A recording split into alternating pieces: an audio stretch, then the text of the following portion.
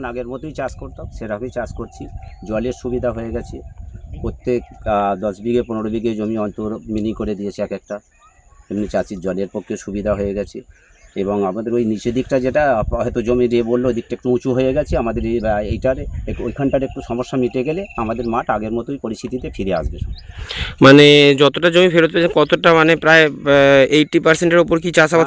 80%-এর ওপর চাষ হচ্ছে। আর বাদবাকিগুলো নিয়ে কি বলছে? বাকি জমি কিছু ধরুন বড় বড় এরা কিনে রেখেছিল, তারা এমনি জমিটাকে বিক্রি করবার জন্য যখন টাটা প্রজেক্ট আসবে ওরা জেনেও ছিল, সেরকমভাবেও কিছু জমি কিনেছিল 6 মাস আগে। তারা জমিটা কম দামে কিনে বেশি দামে বিক্রি করেছে। তারা চাষাবাদটা খালি করছে, চাষাবাদ করে না।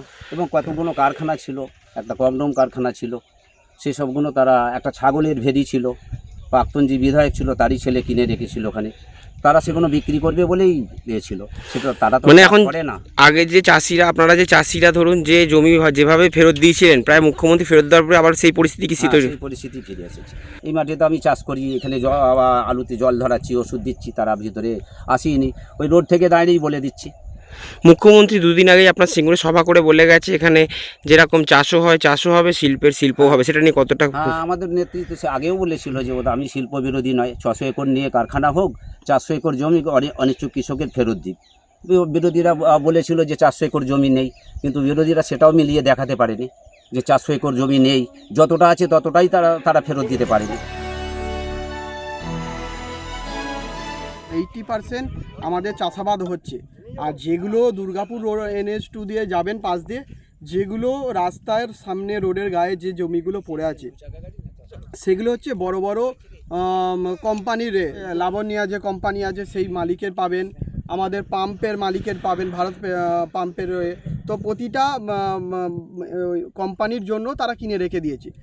আর আমাদের বিরোধী যারা আছে তারা ওই সহজে সেই জিনিসগুলো ছবি তুলে সহজে যতটা পলিটিক্যাল ফায়দা পাওয়া যায় সেটা চেষ্টা করছে। আমাদের সঙ্গে আমরা তো বারবার বলি যে যদি বিজেপি সরকার আমাদের বা বিজেপি যারা প্রতিনিধি আছে আমাদের সঙ্গে বসুক না। আমরা তো একদম গ্রামের চাষির একদম 2006 সাল থেকে আমরা দেখে আসছি।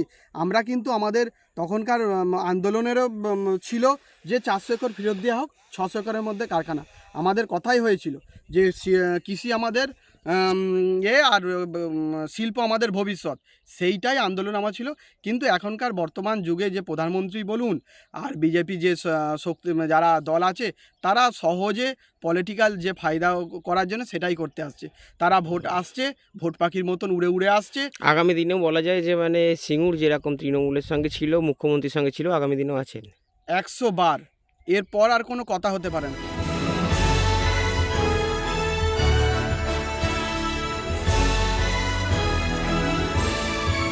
আমাদের এই জমিতে আলু হচ্ছে, ধান হচ্ছে, আমন ধান হচ্ছে, আমন ধানটা উঠে গেছে, এবার সেই জমিতে বোরো ধান হবে।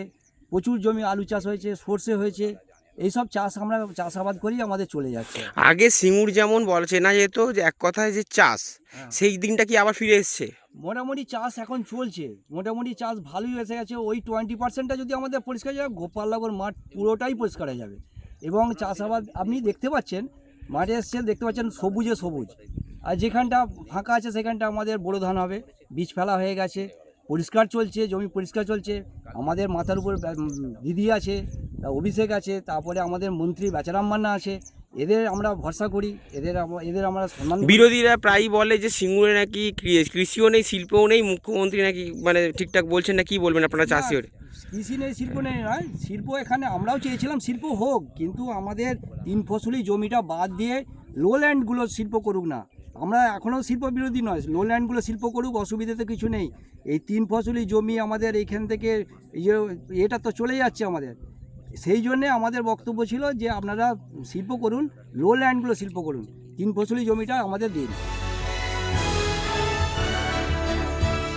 80% জমিতে চাষ হচ্ছে। যারা বলছে তারা ভুল বলছে, তারা মাঠে এসে দেখুক। হ্যাঁ, যে 20% জমি হয়তো পড়ে আছে সেটা দুর্গাপুর রোডের গায়ের দিকে, ম্যাক্সিমামটাই কোনো মালিক কিনে রেখে দিয়েছে। তারা তো চাষ করবে না, চাষ পড়ে আছে। সেখানে দুর্গাপুর হাইওয়ে থেকে দেখা যাচ্ছে যে জমি চাষ হচ্ছে না। কিন্তু তারা যদি একটু ভেতরে ঢোকে দেখবে যে মানে 80% জমি চাষ হচ্ছে। মুখ্যমন্ত্রী জমি ফেরত দিয়েছিল, তার কথা রেখেছিল, তারপরে কিভাবে মানে চাষ শুরু করলেন একটু যদি বলেন, মানে কি কি চাষ হয়? মুখ্যমন্ত্রী জমি ফেরত দিয়েছে, তিনি উদ্যোগ নিয়ে জমি আমাদের পরিষ্কারও করে দিয়েছেন, ঠিক আছে, ডিমার্কেশন এগুলো করে দিয়েছে। তার ফলে আমরাও উদ্যোগ নিয়ে চাষ করছি, চাষ করে আমাদের ভালোই হচ্ছে। আমরা চাষি লোক। কি কি চাষ করেন? মার্কেটের উপর নির্ভর করে, সবসময় যে সমান লাভ হবে এটা তো ঠিক নয়, এটাও আমাদের একটা ব্যবসা হিসেবে ভাবতে হবে। কোনো বছর লাভ হয়, কোনো বছর হয়তো সমান যায়, কোনো বছর কিছু লসও হয়। এটা মানতে হবে যে এবছর আলু চাষে আমাদের হয়তো লসই হয়েছে বা কোনো রকমের টাকাটা উঠেছে। আর কি কি চাষ করেন এই জমিগুলো ফেরত এই পাওয়ার পর? জমিগুলোতে মোটামুটি 3টে ফসল ভরপুরই হয়, আলু, ধান, সর্ষে, এই আলু উঠলে তিল, বাদাম এগুলো চাষ হয়, যেটা আগে হতো সেটাই হয়।